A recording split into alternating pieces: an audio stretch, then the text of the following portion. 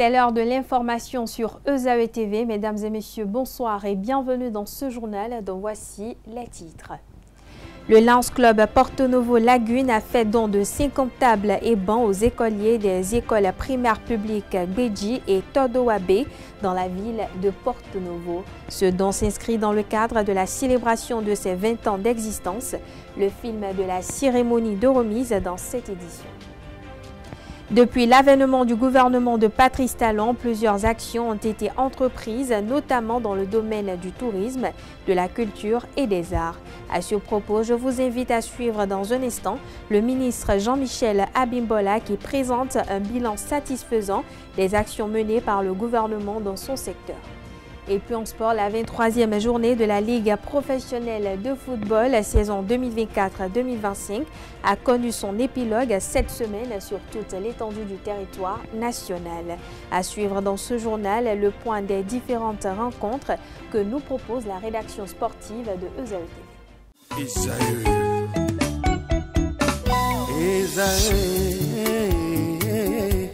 Vous recherchez une école de référence pour une double formation universitaire et professionnelle de qualité? Voici l'opportunité à ne pas rater. L'École supérieure d'administration, d'économie, de journalisme et des métiers de l'audiovisuel ESAE vous offre des programmes d'enseignement en licence et en master orientés vers l'emploi qui font d'elle une référence à travers les filières de l'administration générale et territoriale, l'administration du travail et de la sécurité sociale, droit, diplomatie et relations internationales, administration hospitalière, universitaire et intendance, journalisme et métiers de l'audiovisuel et toutes les filières des sciences de gestion. Une seule adresse, www.esae.bj. Rendez-vous dès maintenant sur nos campus ESAE Bedjromende au numéro 90 93 65 21 ou au numéro 98 98 14 00. Parakou sur le numéro 52 46 12 12. Aboumé-Calavi au numéro 52 88 44 44. Akpakpa au numéro 52 88 33 33. ESAE, l'excellence a un nom.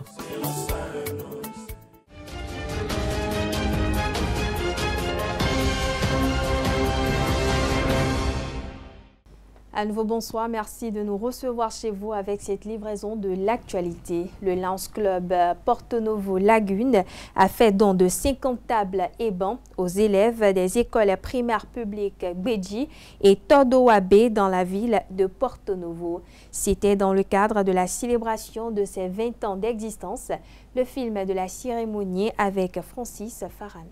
50 tables et bancs conçus selon les normes en vigueur au profit des écoliers des écoles primaires publiques Beji et Todowabe. Cet acte vient signer la célébration des 20 ans d'existence du Lions Club Porto Novo Lagune. Vous avez dû constater avec nous que le besoin est vraiment là. Aussi bien à Beji qu'ici à Todowa, le besoin est bien plus que ce que nous avons amené. Mais comme on le dit souvent, un tien vaut mieux que deux tu l'auras.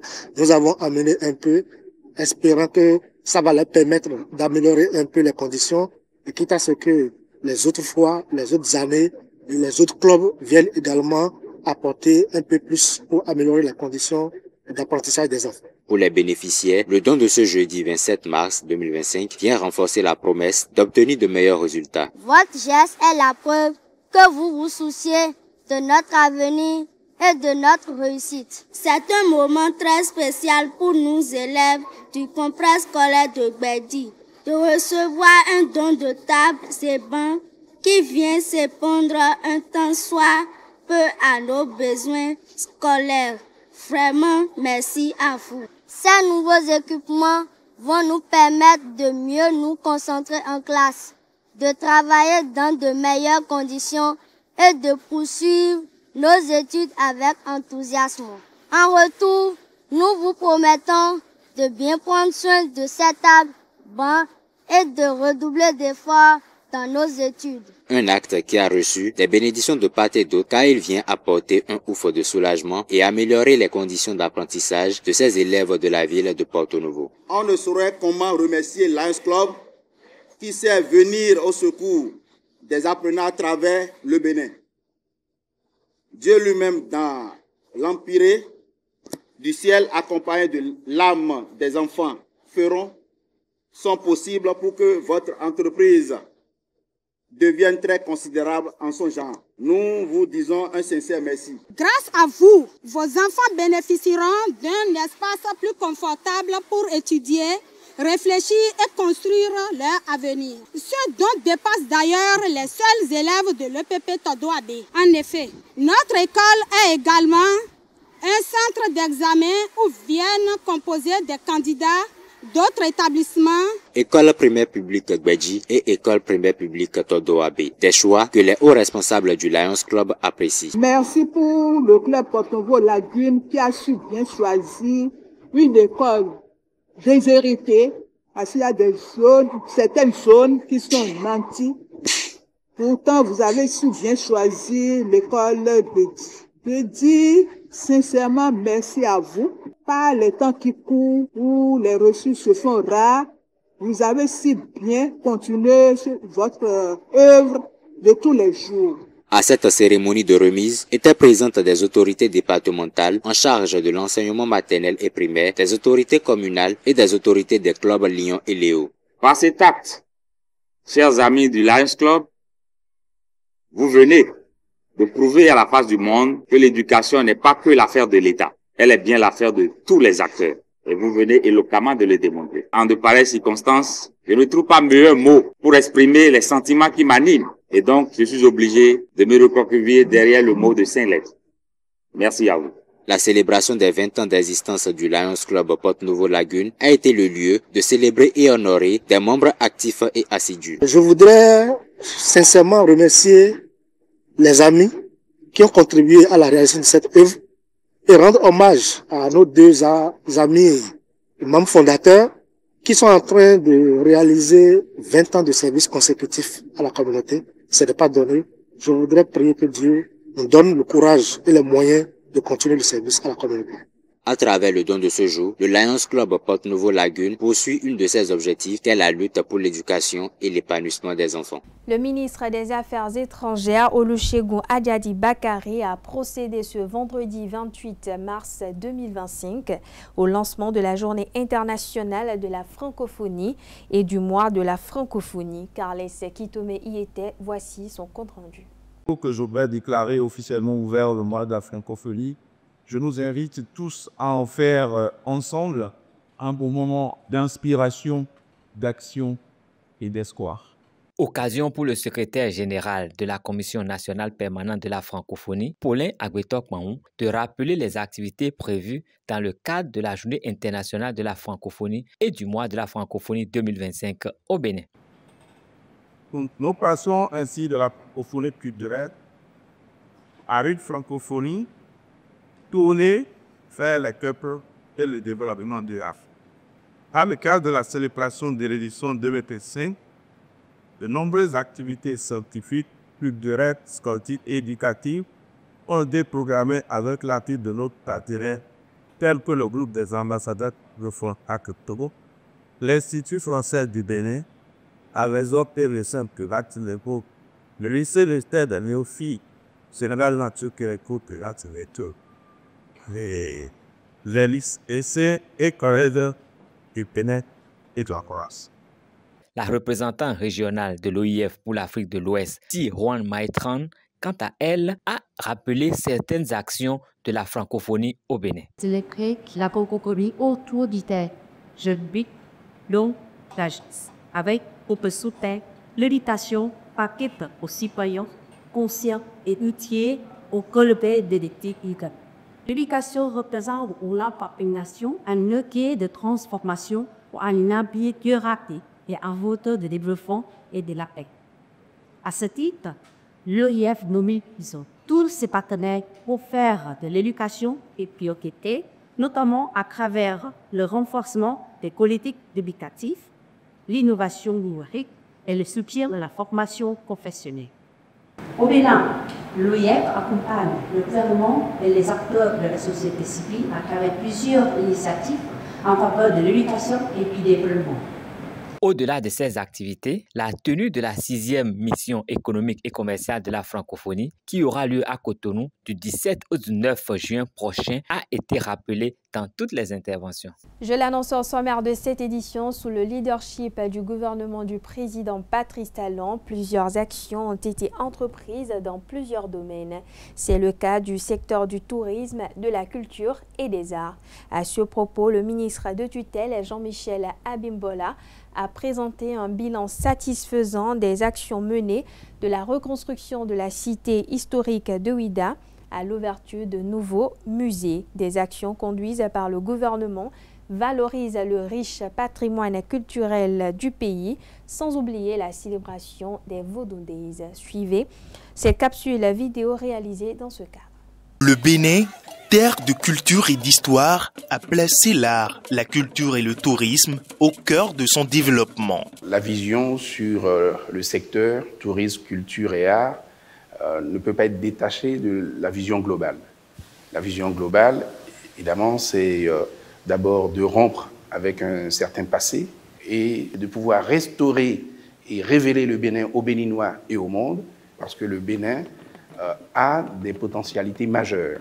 Et la réponse budgétaire à cette ambition du Bénin, c'est 1250 milliards de francs CFA qui sont consacrés au secteur tourisme, culture et art sur la décennie. De la reconstruction de la cité historique de Ouidah à l'ouverture de nouveaux musées, les actions conduites par le programme d'action du gouvernement valorisent le riche patrimoine du pays. Vous savez que nous avons 4 musées majeurs qui sont en train d'être construits au plan des événements majeurs liés à nos religions traditionnelles. Il y a eu à Ouidah, pour les Vodou Days, la dernière édition, au total, 1 700 000 personnes qui sont passées par Ouidah. Au plan économique, au plan financier, ça va forcément impacter le Bénin, ça va impacter notre PIB, et c'est ça qu'on appelle le tourisme.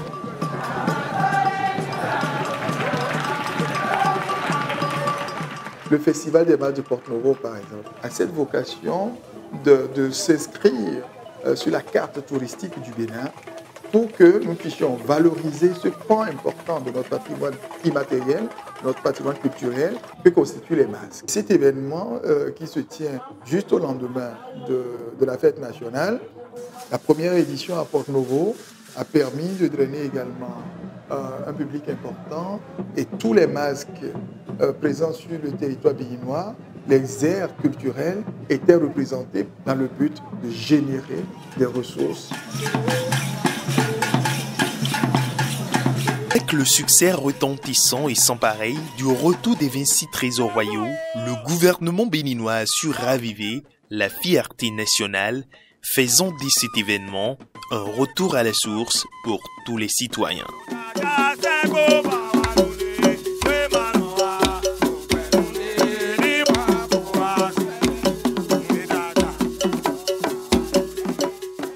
Il y a eu, immédiatement après le retour de ces 26 biens culturels, l'exposition diptyque.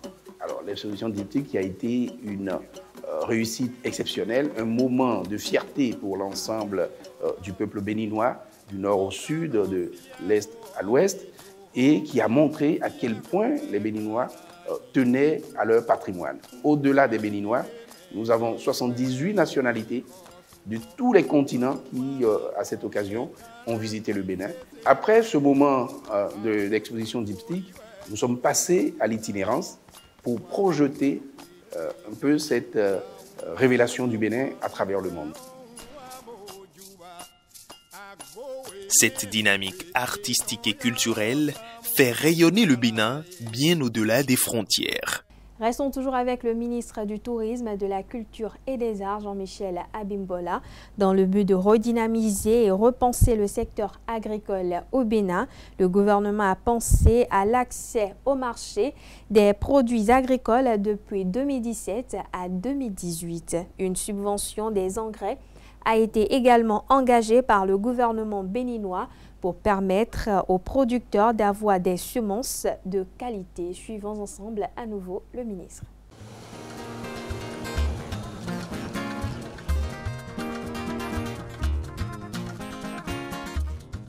L'action publique dans le secteur agricole était marquée par une faible efficacité et efficience en raison de la non-séparation des fonctions régaliennes et de promotion des filières pour la définition des objectifs de production. Avant 2016, l'administration de l'intervention publique au profit du développement agricole se passait à travers les institutions que nous appelions les escadères, les centres d'action régionaux pour le développement rural, qui étaient investis à la fois des fonctions de promotion et aussi des fonctions de régulation, de contrôle. Il y a aussi que l'intervention publique pour appuyer le développement des filières agricoles était concentrée sur quelques filières seulement, notamment le coton. Alors, en 2016, le gouvernement a pris comme option principale de promouvoir la diversification de nos filières. Et pour pouvoir exploiter les potentialités de l'ensemble du territoire, il y a des régions agricoles qui ont été identifiées. Ça a conduit à ce que tout le territoire national soit subdivisé en 7 zones que nous appelons des pôles de développement agricole. Et chaque pôle de développement agricole est administré par une agence territoriale de développement agricole. Chaque ATDA a un bureau communal que nous appelons la cellule communale. Donc, chaque spéculation principale a un technicien spécialisé.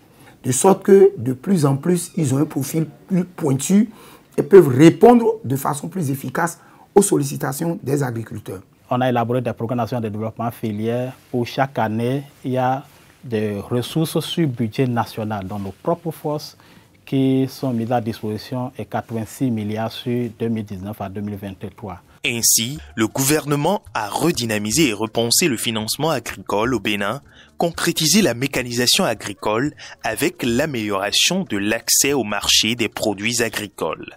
En moyenne, depuis 2017 jusqu'en 2024, c'est au moins 10,8% du budget national qui est consacré à l'agriculture. Ce qu'on a aussi noté, c'est que les initiatives privées maintenant sont vraiment financées. Le gouvernement, de façon responsable, a élaboré une politique de subvention aux engrais. Si bien que les producteurs ont pu acquérir les engrais, par exemple, à 14 000 francs le sac de 50 kg, alors qu'au prix réel, c'est de 25 à 28 000 francs le sac de 50 kg. Au-delà de cet accompagnement important pour les engrais, les accompagnements pour avoir des semences de qualité qui permettent d'augmenter les rendements ont été également l'objet du financement du gouvernement. Pour la campagne que nous sommes en train de dérouler, par exemple, c'est environ 6 milliards qui sont mis pour financer l'accès aux semences de qualité. Sur ma superficie, j'ai commencé par planter des anacanes aussi que vous voyez devant moi ici. Déjà, ça porte de fleurs en moins de 2 ans. C'est des plants que vous pouvez avoir à 600 francs l'unité, mais nous on a pris à 100 francs. Ça veut dire que c'est subventionné de 500 francs par l'État. Donc, en réalité, c'est une bonne chose. C'est très bon. Cette édition se poursuit. La directrice du Centre des œuvres universitaires et sociales d'Abomey Calavi Kous AC s'est associée à l'Association des scolaires et étudiants handicapés du Bénin pour célébrer la Journée internationale de la femme ce mercredi. Les manifestations se sont déroulées sous le thème « Pour toutes les femmes et filles handicapées, droits ». Égalité et autonomisation. Francis Farami et Seton Delarios Adjagbenon y étaient. Voici leur récit. Mars, mois de la célébration de la femme, le Centre des œuvres universitaires et sociales d'Abomey Calavi Kous AC et l'Association des scolaires et étudiants handicapés du Bénin, ASEB, se donnent la main pour célébrer les étudiantes handicapées. Le Kous AC est toujours aux côtés de tous les étudiants handicapés et spécialement aux côtés des étudiants handicapés femmes qui ont un peu plus de problèmes que les femmes en général. Donc, nous les accompagnons dans toutes les activités que nous faisons et nous voulons faire encore un peu plus pour ces femmes-là qui ont besoin d'être accompagnées. Pour cette édition de la Journée internationale des droits des femmes GIF, le thème retenu s'intitule « Pour toutes les femmes et filles handicapées, droits, égalité et autonomisation ». Un thème qui s'aligne avec l'objectif fixé par l'ASEB. Un thème qui résonne profondément et qui témoigne de notre conviction que toutes les femmes et filles, quelles que soient leurs conditions et leur situation, doivent être non seulement reconnues et respectées, mais doivent être pleinement autonomisées pour réaliser son potentiel. Cette célébration a connu la présence de plusieurs associations, institutions et organisations. Tous n'ont pas manqué de réaffirmer leur engagement à accompagner l'épanouissement des étudiants et surtout étudiantes handicapées en milieu universitaire. L'UNICEF,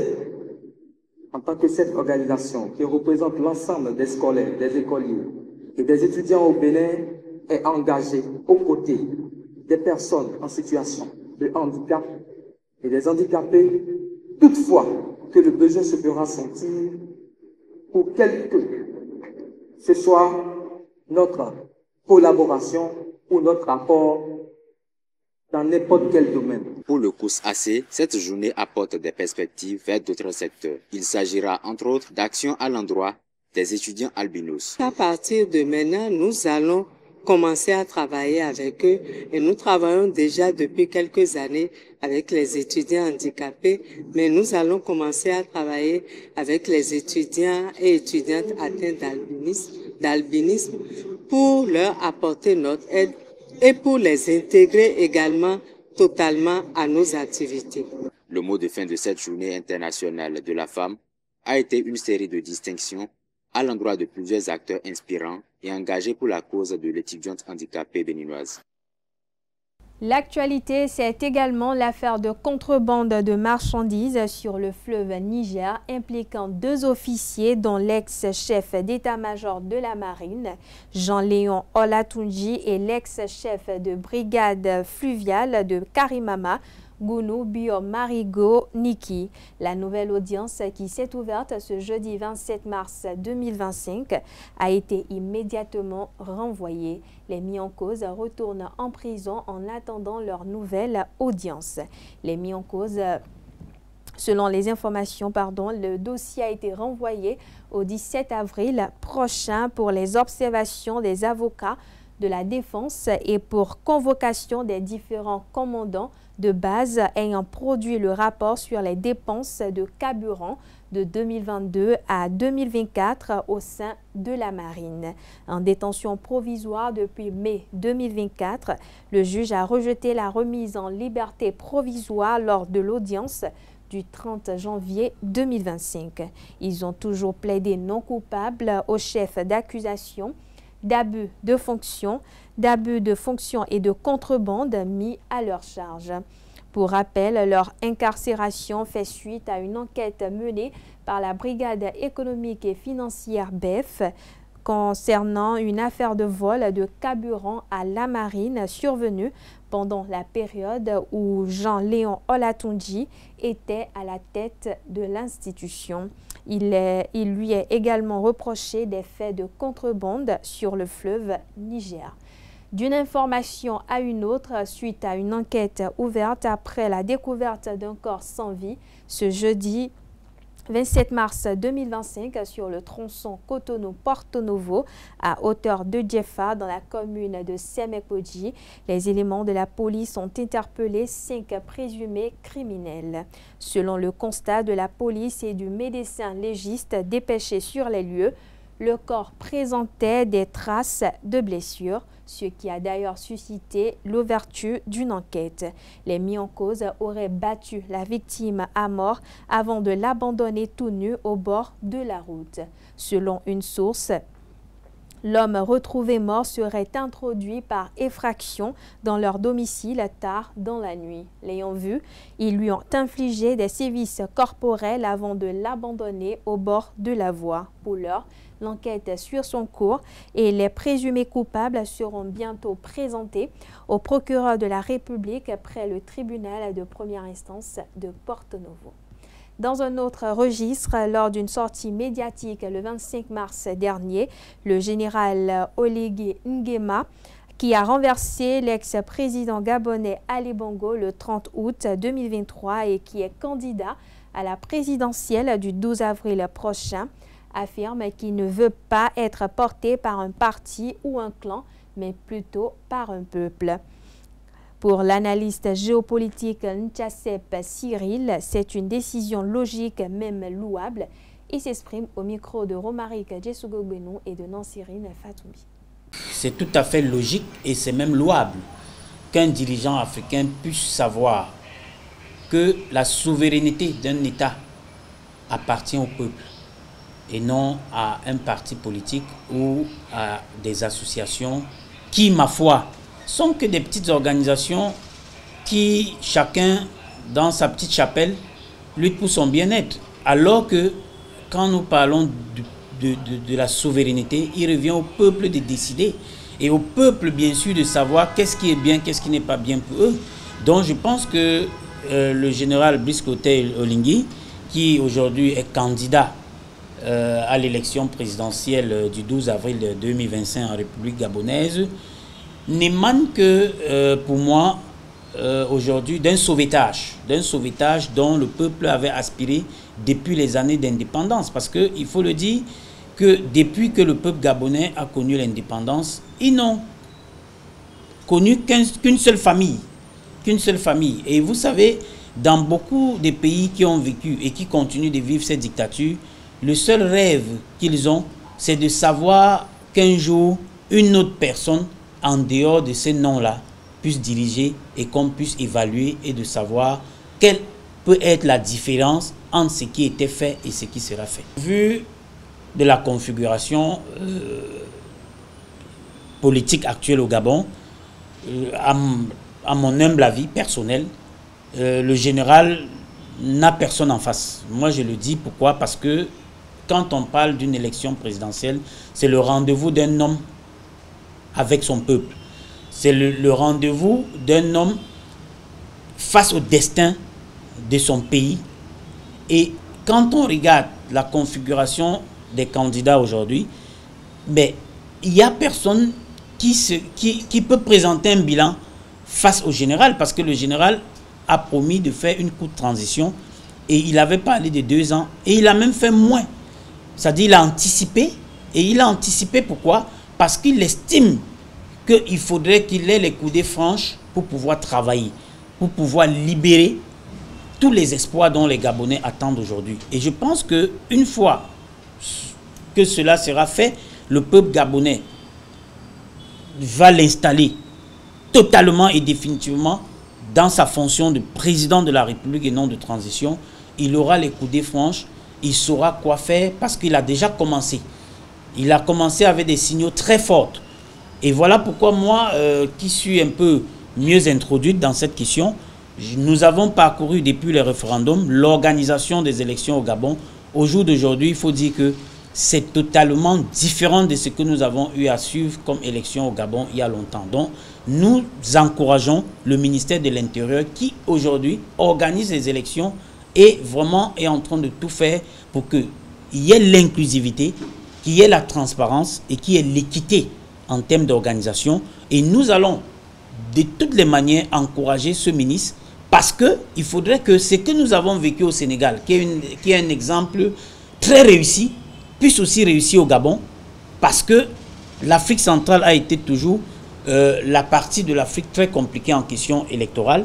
Et si le Gabon, aujourd'hui, est en train de relever ce défi, je pense que d'autres pays de l'Afrique centrale suivront l'exemple du Gabon. Et je pense que petit à petit, nous allons faire notre chemin et l'Afrique centrale pourra se réjouir du fait que les élections qui ont été toujours contestées à partir du Gabon aujourd'hui soient un cas d'école et que ce cas d'école permettra à tous les candidats, à tous les électeurs de se rassurer qu'une élection enfin peut être crédible, transparente et inclusive en Afrique centrale. Et puis on parle religion à présent. La diaspora musulmane de Djougou à Cotonou s'est réunie mercredi dernier à la mosquée El Hadja Fatou Sofiatou pour la traditionnelle prière de Laylatul Qadri.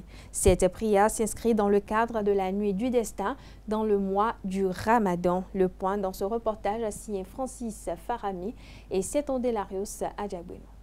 L'ONG ASP Al-Heri reste fidèle à sa tradition. Mercredi 26 mars 2025, elle a regroupé les fidèles musulmans pour la traditionnelle prière de Laylatul Qadr, la nuit du destin. Le choix porté sur la mosquée Hadjia Safiatou pour accueillir la séance de prière vient honorer son histoire et sa place centrale au sein de la communauté musulmane native du Nord Bénin, résidant à Cotonou. C'est une mosquée qui est parmi les premières mosquées dans le Cotonou ici, surtout pour le Nord. Moi, je suis venu à Cotonou ici en 87. Sinon, mais la mosquée est déjà là plus de 10 ans, plus de 20 ans même.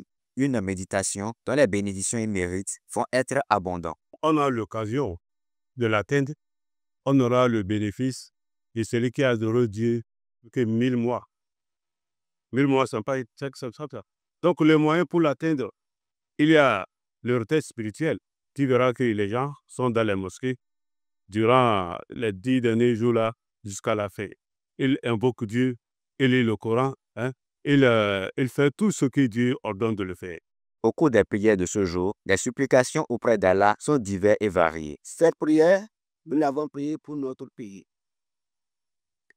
Notre pays en général et notre pays natal dont nous sommes quittés venir ici. C'est sur cette base que nous avons demandé la paix, la prospérité, le développement, la paix et la sécurité de notre pays. Il faut le rappeler, le mois de Ramadan débutait le 1er mars 2025 et enfin le 31 mars. On parle sport à présent. La 23e journée de la Ligue professionnelle de football, la saison 2024-2025 a connu son épilogue cette semaine. Suivez le résumé des différentes rencontres avec Romaric Djessougobrenou. La 23e journée du championnat Celtics Ligue Pro du Bénin a tenu toutes ses promesses avec des rencontres disputées lors de cette journée. Le leader Coton FC a été accroché par Aspac un but partout. Dadia, jusque-là leader de son groupe, a encore battu lors de cette journée Dynamo de Parakou. Score final 1-0. On avait la maîtrise du jeu, mais il nous manquait de trouver ces passes-là dans la profondeur qu'on n'arrivait pas à trouver en première mi-temps. Sur un ballon venant de côté, il y a le latéral qui monte et qui place une tête et là on ouvre le score. Mais après, il a fallu qu'on essaie en première mi-temps de plus jouer dans les intervalles, de plus jouer dans la profondeur. Donc en seconde mi-temps, on a essayé de rectifier cela.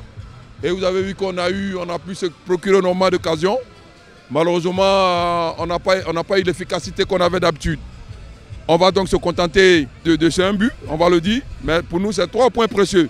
AS Cotonou et Adidja Football Club ont assuré le spectacle avec des victoires convaincantes au cours de cette 23e journée. Dynamo d'Aboumé a brillé avec un succès 3-1 face à Abeille Football Club. Dans les autres rencontres, Buffle Football Club s'est imposé face à Real Sport sur le score de 2-0. Les deux entraîneurs de ces équipes ont également livré leurs impressions. En première partie, on a été vraiment moyen.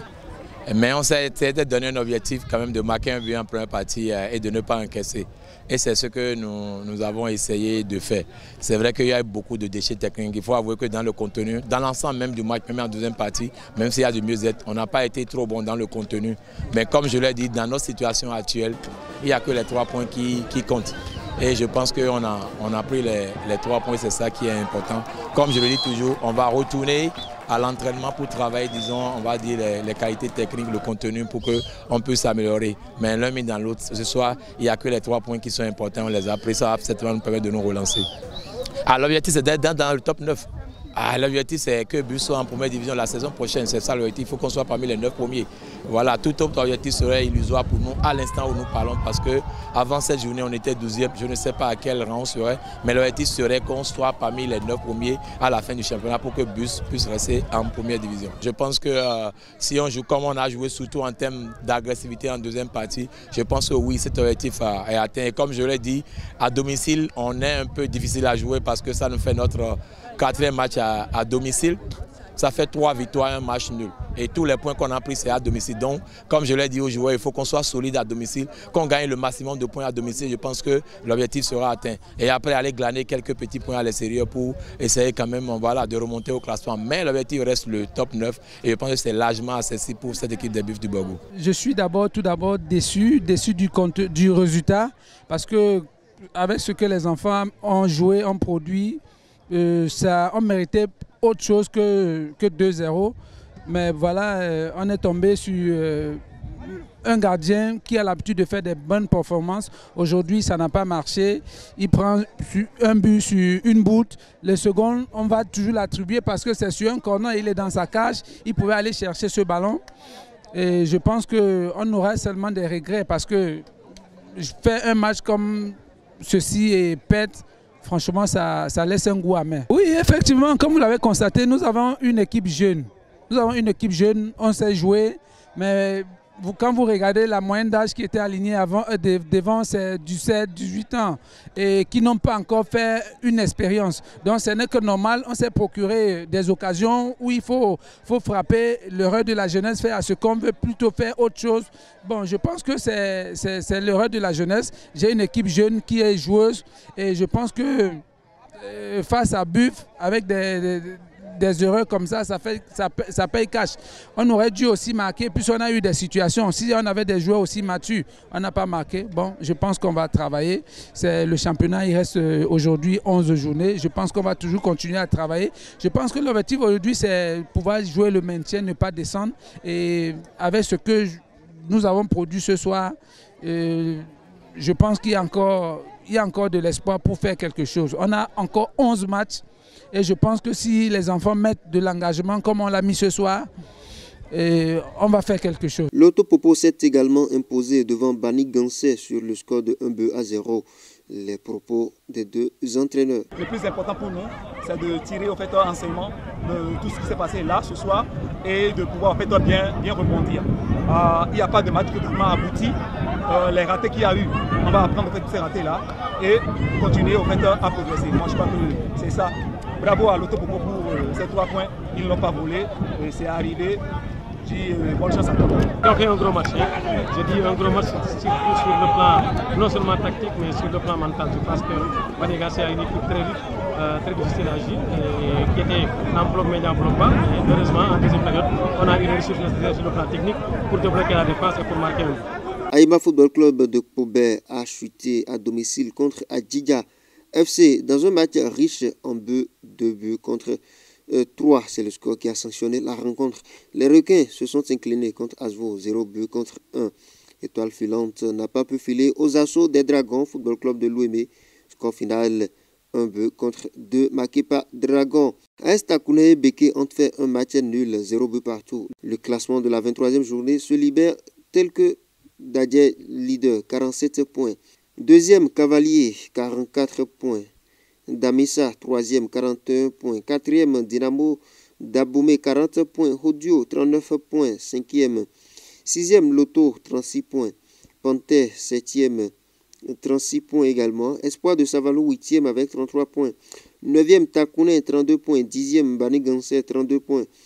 11e, Beke, 29 points. 12e, Buffle, 28 points. 13e, Bois de Sinandé, 28 points également. 14e, Abel Football Club, 23 points. Tonnerre est 15e avec 20 points. Dynamique est 16e avec 17 points. 17e de la liste, Real Sport avec 15 points. Et Dynamo de Parakou est 18e et dernier de la liste avec 15 points. Dans la poule B, Dragon est en tête avec 40 points. Deuxième, Sobemap, 37 points. Coton Football Club, 36 points. Ayema, 35 points, est 4e. 5e, l'USS Craqué avec 34 points. La jeunesse sportive de Pobé a 33 points et est 6e. 7e, Asvo, 31 points. Aspac, 8e avec 29 points. Adjidja est 9e avec 28 points. Sitatunga est 10e avec 27 points. AS Police également, 27 points et 11e. 12e, AS Cotonou avec 26 points. 13e, Avranco Omnisport, 25 points. Requin est 14e avec 23 points. Aziza est 15e avec 19 points. La jeunesse athlétique de Kétou est 16e avec 16 points. 17e sur la liste, Étoile filante, 15 points. Et bien évidemment, la jeunesse sportive de Ouida est 18e, reléguée en 3e division. Voilà, amis sportifs, c'est tout pour le récapitulatif de cette 23e journée. Une journée qui a été marquée par de grandes surprises et qui marque également un tournant dans la lutte pour le titre et le maintien. Rendez-vous pour la prochaine journée qui s'annonce tout aussi palpitante dès demain samedi. Sportivement votre. Et puis hors de nos frontières à présent, un mois après le cessez-le-feu immédiat à l'est de la RDC et le retrait des forces rwandaises réclamées par l'ONU avec le vote de la résolution 27-73, le Conseil de sécurité s'est à nouveau réuni hier jeudi pour constater les évolutions grâce au rapport de l'envoyé spécial du secrétaire général et chef de la MONUSCO. Les situations sécuritaires et humanitaires s'étant aggravées, le Conseil a réitéré sa volonté de voir se dégrader une solution politique. À New York, le ministre des Affaires étrangères rwandais a nié l'implication active des soldats rwandais et a violemment attaqué la MONUSCO. Les ambassadeurs de la RDC, de l'Ouganda, de l'Angola autant pour moi et du Burundi, comme l'ensemble du Conseil, ont réclamé un règlement politique. Le chef de la diplomatie rwandaise, Olivier Nduhungirehe, a refusé de confirmer à la presse le nombre de soldats rwandais déployés. Le ministre des Affaires étrangères rwandais a également attaqué à charge la MONUSCO, l'accusant de tordre les faits, de ne pas être neutre et d'avoir failli à sa mission de démanteler les groupes armés congolais malgré le soutien unanime du Conseil pour la force onusienne. Et voilà, chers internautes, c'est sur ces mots que prend fin cette édition. Merci de l'avoir suivi, merci de votre fidélité. Excellente soirée en compagnie de nos programmes sur EZAV.